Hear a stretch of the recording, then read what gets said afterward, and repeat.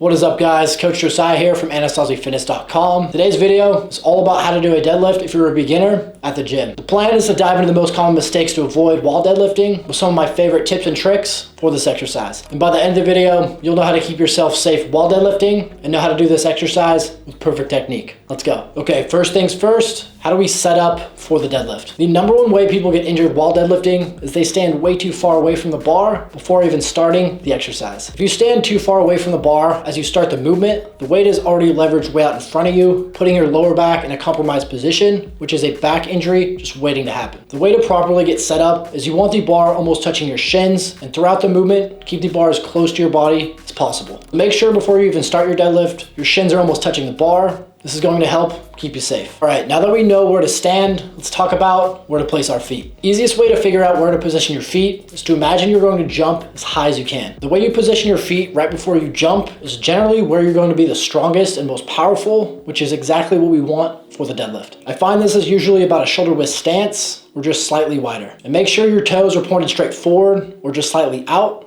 whichever one feels more comfortable for you. Okay, so how do we get into the right position before we actually lift the weight off the ground? This is the step where the most mistakes are made because there are a lot of moving pieces to the setup, but don't worry, I'm gonna make this really straightforward for you guys. Deadlifting can often feel uncomfortable for people because they simply don't put their hips in the right position while getting set up. Two mistakes I often see are keeping the hips too high, which can place unnecessary strain on your lower back, or dropping the hips too low, which turns the exercise into a squat. The easiest way to find the right position for you is to drive your hips straight back while keeping your hips as high as possible. Once you feel a good stretch in your hamstrings, you'll notice your hands are almost close enough to grab the bar. This is when you'll just slightly drop your hips until you can grab the bar right outside your shins. A good rule of thumb is you want your hips to be above your knees while also below your shoulders. Make sure your chest is up and your back is straight. Now you're in the perfect position to start your deadlift. All right, we're now in the perfect position, but before we lift off, there's one final step, and that is pulling the slack and stabilizing yourselves into the ground. One of the easiest ways to injure yourself while deadlifting is by not pulling the slack out of the bar. A big mistake I see with this exercise is ripping the bar straight up and not stabilizing yourself before actually lifting the weight. If you don't do this, your back isn't tight and compact, which can easily cause your back to get injured. The way you fix this is you'll pull on the bar as hard as you can without actually lifting the weight off the ground. As you do this, straighten your arms, bring your chest up, and drive your legs into the ground. As you're pulling on the bar, it should feel like if you were to let go, you'd almost fall over backwards. Here's how it would look at full speed. After each rep, I reset, pull the slack, stabilize, and rip the bar up. By pulling the slack, you'll not only keep yourself safe, but you'll also be able to generate a lot more strength on your deadlifts. Okay, it's finally time to perform the exercise. Since we did all this work getting set up, doing the exercise itself is going to be really damn smooth for you. Right after you pull the slack, take a big breath to fill your lungs with as much air as possible. And right before you lift the bar off the ground, brace your core as hard as you can. The cue I give to my clients is to imagine someone's about to punch you in the stomach. That's how you want your core to tighten up. After you brace your core, drive your legs into the ground and lift the bar off the floor. Once the bar clears above your knees, you're going to drive your hips forward as your shoulders come back. On the way down, you're going to do the same movement, but in reverse. You'll drive your hips straight back, and once the bar crosses your knee, you're going to drop your hips down like you're sitting into a chair. If you find yourself having lower back pain during your deadlifts, you could be making this mistake on the way down during the exercise. It's really common for people to drop their hips on the way down, forcing the knees to come forward, which causes the bar to be leveraged way out in front. When the bar is leveraged out in front like this, it puts your lower back in a compromised position,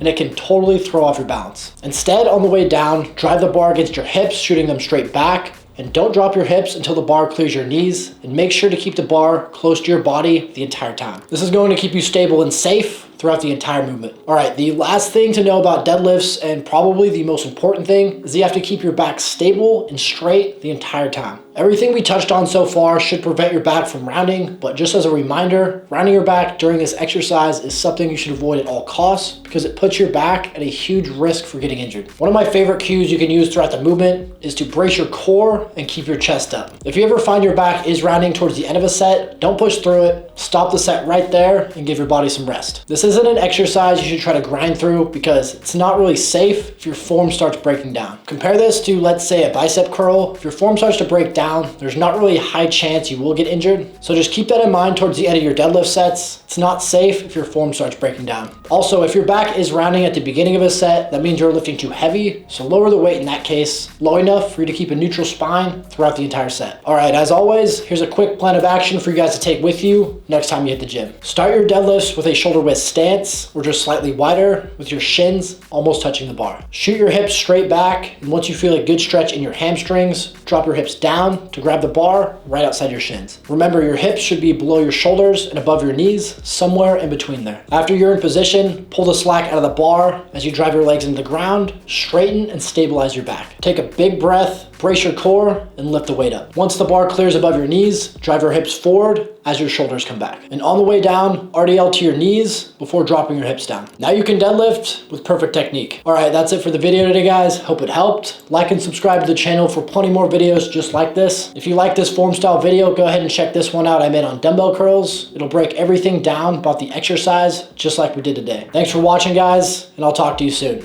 Let's go.